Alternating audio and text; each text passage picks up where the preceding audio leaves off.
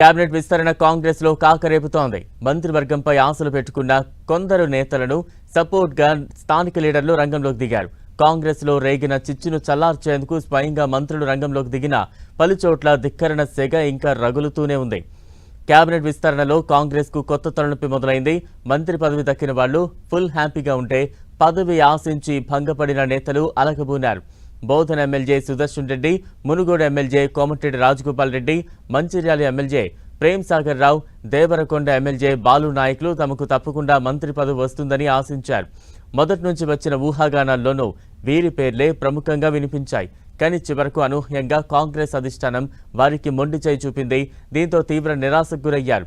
వెంటనే రంగంలోకి దిగిన రాష్ట్ర కాంగ్రెస్ వ్యవహారాల ఇన్ఛార్జ్ మీనాక్షి నటరాజన్ కొందరు నేతలను స్వయంగా కలిసి బుజ్జగించారు. కొందరికి ఫోన్ చేసి నచ్చజెప్పారు. అయితే వారిలో అసంతృప్త జ్వాల మాత్రం తగ్గనట్టు కనిపిస్తోంది. దీంతో ఈసారి మంత్రులు బుజ్జగింపుల పర్వంలోకి ఎంట్రీ ఇచ్చారు. మీనాక్షి నటరాజన్ మంతనాలు, మంత్రుల బుజ్జగింపులు ఒకవైపు సాగుతుండగానే పీసీసీ అధ్యక్షుడికి బోధన్ కాంగ్రెస్ నేతలు వినతిపత్రం ఇచ్చారు. బోధన్ ఎమ్మెల్యే సుదర్శన్ రెడ్డికి మంత్రివర్గంలో చోటు కల్పించాలని డిమాండ్ చేశారు. లేదంటే మూకమ్మడి రాజీనామాలు చేస్తామని బోధన్ కాంగ్రెస్ నేతలు హెచ్చరించారు. మంత్రి పదవి ఇవ్వకుంటే జిల్లాలో కాంగ్రెస్ కు భవిష్యత్తు ఉండదని వారు చెబుతున్నారు. అటు మంచిర్యాల ఎమ్మెల్యే ప్రేమ్ సాగర్ రావుతో డిప్యూటీ సీఎం భట్టి విక్రమార్క భేటీ అయ్యారు. మంత్రి పదవి ఆశించి భంగపడ్డ ప్రేమ్ సాగర్ రావు అలక వహించడంతో ఆయన్ను మొన్న కాంగ్రెస్ వ్యవహారాల incharge Meenakshi Natarajan, PCC chief Mahesh Kumar Goud బుజ్జగించారు. నిన్న ప్రేమ్ సాగర్ రావుతో డిప్యూటీ సీఎం భట్టి విక్రమార్క, మంత్రి పొన్నం ప్రభాకర్ భేటీ అయి ఆయనకు నచ్చజెప్పారు. ఇక రంగారెడ్డి జిల్లా హైత్ నగర్లోని ఎమ్మెల్యే క్యాంప్ ఆఫీసులో మల్రెడ్డి రంగారెడ్డితో మంత్రి శ్రీధర్ బాబు భేటీ అయ్యారు. మంత్రి పదవి రాకపోవడంతో రాజీనామా చేస్తారని ఎమ్మెల్యే మల్రెడ్డి రంగారెడ్డి ప్రకటించారు.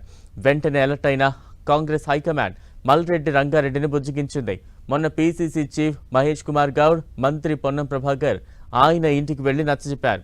అయితే ఆ సమయంలోనూ ఆయన కొంత నిస్పృహలోనే వ్యక్తం చేశారు. దీంతో నిన్న మంత్రి శ్రీధర్ బాబు మల్రెడ్డి రంగారెడ్డిని బుజ్జగించే పనిలో పడ్డారు.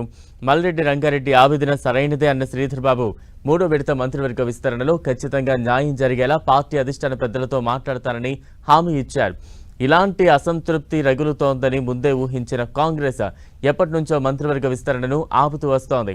చివరకు 3 మంత్రి పదవులకు క్లియరెన్స్ ఇవ్వడంతోనే సీనియర్ల అలకలు మొదలయ్యాయి.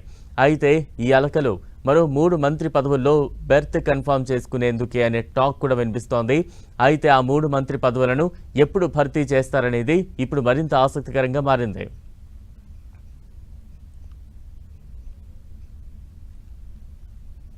మరి మా రంగన్నకు సంబంధించిన సీనియారిటీ గురించి నేను మరి శాసనసభ్యుడిగానో మంత్రిగానో మా ఆది నాయకత్వానికి చెప్పనక్కర్లేదు. ఎందుకంటే వారి సీనియారిటీ, వారికి ఉన్న అనుభవం నిరంతరం 10 సంవత్సరాల కాలం పాటు అత్యంత కష్టకాలంలో కాంగ్రెస్ పార్టీని నిలబెట్టే వ్యక్తిగా మా నాయకత్వానికి తెలుసు.